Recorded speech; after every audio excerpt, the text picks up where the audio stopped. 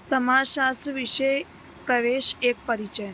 समाज की समस्याओं का अध्ययन वैसे तो प्राचीन काल से होता रहा है, लेकिन समाज के क्रमबद्ध अध्ययन के लिए समाजशास्त्र विषय के उदय को विशेष समय नहीं हुआ, इसलिए इसे एक नवीन सामाजिक विज्ञान माना जाता है। समाजशास्त्र शब्द का प्रयोग सर्वप्रथम अगस्त कॉम्ट ने 1838 में किया, तब इसे उन्होंने सोशियोलॉजी कहा था, इसलिए अगस्त कॉम्ट को समाजशास्त्र का पिता कहा जाता है। उन्होंने इस विषय की कल्पना फ्रांस की औद्योगिक क्रांति से उत्पन्न सामाजिक समस्याओं के अध्ययन के लिए की थी। कॉम्ट ने प्रारंभ में इस विषय को सोशल फिजिक्स कहा था। अगस्त कॉम्ट ने जॉन स्टुअर्ट मिल ने सोशियोलॉजी शब्द के स्थान पर इथोलॉजी शब्द के प्रयोग की बात कही तथा इस विषय को तो भिन्न भिन्न भाषाओं की अवैध संतान की संज्ञा दी थी, लेकिन उनका यह सुझाव अमान्य कर दिया गया। समाजशास्त्र विषय की परिभाषा प्रारंभ से एक विवादित विषय रही है। इंक्लन्स ने अपनी पुस्तक व्हाट इज सोशियोलॉजी में परिभाषा निर्धारित करने के 3 पद बताए। 3 कौन कौन से थे? पहला था ऐतिहासिक मार्ग, दूसरा था अनुभवात्मक मार्ग, तीसरा था विश्लेषणात्मक मार्ग। हिस्टोरिकल पाथ, एम्पिरिकल पाथ और एनालिटिकल पाथ। ऐतिहासिक मार्ग, इसके अंतर्गत हम यह जानने का प्रयास करते हैं कि प्रारंभिक लेखकों की रचनाओं का केंद्र बिंदु क्या रहा है, या हम यह जानना चाहते हैं कि इन लेखकों से किन बातों को प्रतिपादित करना चाहें। इसके अंतर्गत can't, Spencer, Durkheim, max weber आदि को रखा जा सकता है। कॉन्ट ने समाजशास्त्र को 2 भागों में बांटा है, सामाजिक स्थितिकी और सामाजिक गतिशीलता, social statics and social dynamic.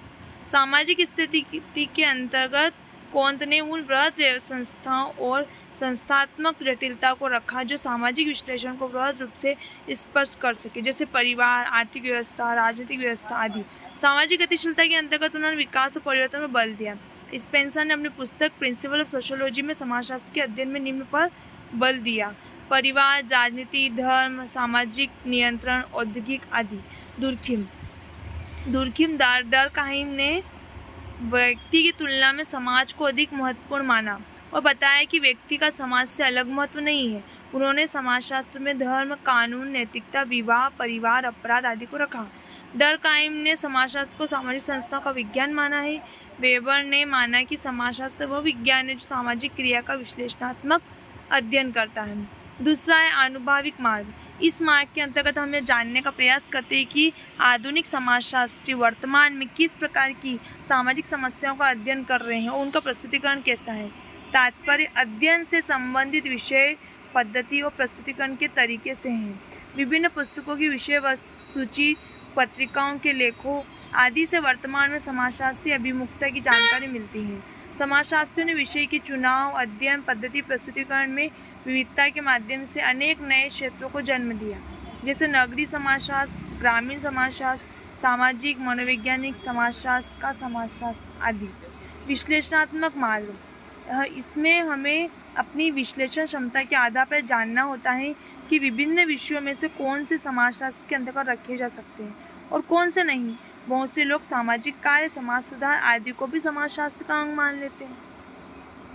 Gandhi, Vivekananda आदि समाज सुधारक थे, समाजशास्त्री नहीं।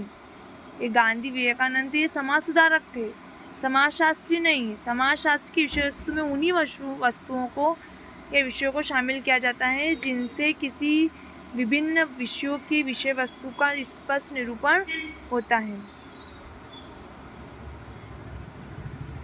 वास्तव में विभिन्न विषयों में सिर्फ दृष्टिकोण का अंतर होता है। जब हम समाजशास्त्र में किसी कुर्सी की बात करते हैं तो कुर्सी का तात्पर्य उस पद, उससे प्राप्त प्राधिकार, उससे संबंधित भूमिकाओं आदि से लगाते हैं। एक भौतिक शास्त्री उसी कुर्सी पर बैठने वाले व्यक्ति द्वारा कुर्सी पर डाले गए दाब, कुर्सी की संरचना, कुर्सी द्वारा व्यक्ति पर लगाए गए प्रतिक्रिया बल आदि का अध्ययन करेगा। वही एक वनस्पति शास्त्री कुर्सी की लकड़ी का अनुप्रस्थ काट से उसकी आयु, लकड़ी की उसकी कोशिकाओं आदि का अध्ययन करेगा। वनस्पति शास्त्री ये अध्ययन करेगा। वही एक अर्थशास्त्री कुर्सी बनाने में आने वाली लागत, उसे बेचने पर हुआ लाभ, वर्तमान कुर्सी की कीमत आदि पर बल देगा। अब समाजशास्त्र की परिभाषा समाजशास्त्र विज्ञान के रूप में, इसके अंतर्गत L.F. वार्ड, ओडम गिडिंग्स आदि को रखा जा सकता है। Ward sociology